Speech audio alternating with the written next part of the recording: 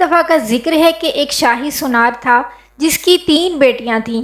اس کی تینوں بیٹیاں بے حد خوبصورت تھیں، لیکن چھوٹی والی سب سے زیادہ پیاری تھی۔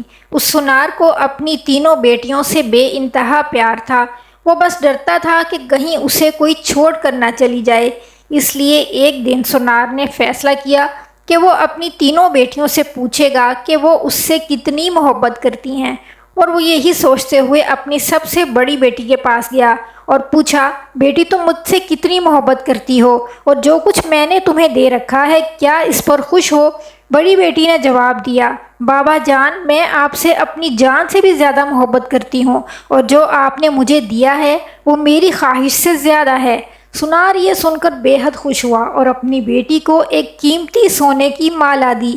پھر وہ اپنی دوسری بیٹی کے پاس گیا اور اس سے بھی یہی پوچھا کہ بیٹی تم مجھ سے کتنی محبت کرتی ہو اور جو کچھ میں نے تمہیں دیا ہے کیا وہ تمہارے لیے کافی ہے؟ دوسری بیٹی نے جواب دیا، بابا میں آپ کو اس پوری دنیا میں سب سے زیادہ چاہتی ہوں اور جو آپ نے دیا ہے وہ میرے لیے بہت کافی ہے۔ باپ بیٹی کی بات سن کر بے حد خوش ہوا اور اسے بہت سی سونے کی اشرفیاں دیں۔ اب سونار اپنی سب سے چھوٹی بیٹی کے پاس گیا اور پوچھا، بیٹی تم مجھ سے کتنی محبت کرتی ہو؟ سب سے چھوٹی بیٹی نے جواب دیا کہ نمک کے برابر۔ بیٹی کا جواب سن کر باپ کو بہت غصہ آیا۔ نمک تو انتہائی سستی اور معمولی چیز ہے جو انسان کم مقدار میں استعمال کرتا ہے، یہ مجھے بس اتنا سا ہی پیار کرتی ہے؟ اور پھر سونار نے بہت تحمل سے پوچھا کہ میں نے جو کچھ تمہیں دے رکھا ہے کیا تم اس پر خوش ہو؟ سب سے چھوٹی بیٹی بولی، دینے والی ذات تو اللہ پاک کی ہے، اس نے ہر شخص کی تقدیر لکھ دی ہے۔ سونار کو یہ سن کر اور بھی غصہ آیا۔ اس نے اسے بہت ڈانٹا اور غصے میں یہ بھی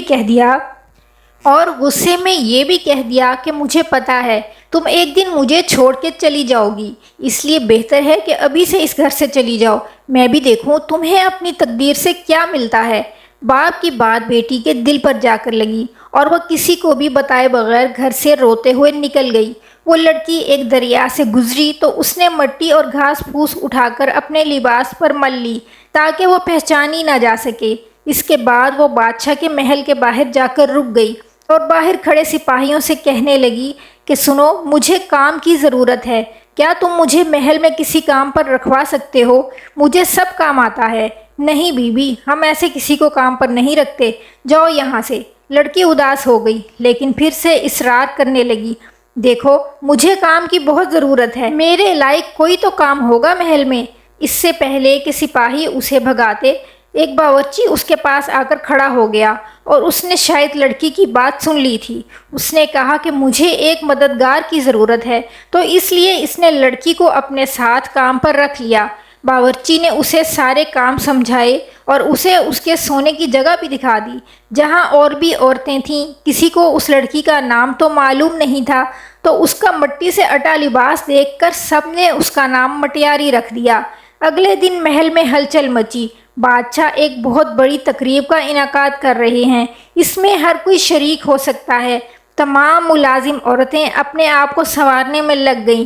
جب تقریب کا دن آیا تو مٹیاری نے جانے سے انکار کر دیا اور کہا کہ اس کی طبیعت ٹھیک نہیں، اور پھر سب اسے آرام کا کہہ کر چلے گئے۔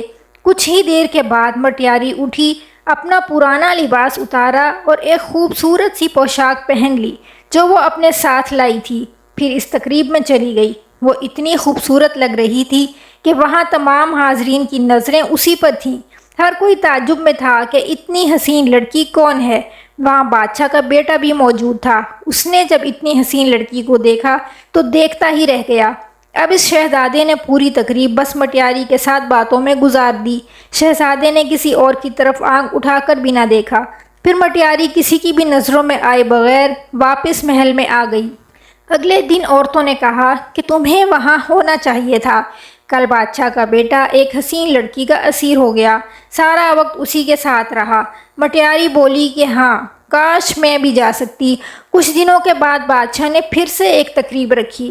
اس بار بھی مٹیاری نے یہی بہانہ لگایا کہ اس کی طبیعت ٹھیک نہیں، سو وہ نہیں جا سکتی۔ لیکن سب کے جانے کے بعد اس نے پھر سے ایک عمدہ لباس پہنا اور تقریب میں چلی گئی۔ شہزادہ اسے دیکھ کر بہت خوش ہوا اور ایک قیمتی انگوٹھی اسے تحفے میں دی۔ پھر تقریب ختم ہونے سے پہلے ہی وہ واپس محل میں آ گئی۔ دوسری طرف شہزادہ اس چھوٹی سی اجنبی لڑکی پر فدا ہو کر رہ گیا تھا۔ اس نے فیصلہ کیا تھا کہ وہ اپنے باپ سے اس لڑکی کا ذکر ضرور کرے گا۔ اب اگلی تقریب شہزادے نے خود جان بوجھ کر رکھوائی تاکہ وہ اس لڑکی سے مل سکے، لیکن اس بار مٹیاری نہ آئی۔ شہزادہ اداس ہو گیا۔ بادشاہ کو مٹیاری کے بارے میں کچھ بھی معلوم نہ تھا، اس لیے وہ پریشان ہو رہا تھا کہ اس کا پتہ کیسے اور کس سے کرے۔ ایک دن شہزادے نے محل کے ملازموں سے ناریل کی کھیر بنانے کی فرمائش کی۔ مٹیاری کو جب یہ پتہ چلا تو اس نے خود کھیر بنانے کی خواہش کا اظہار کیا۔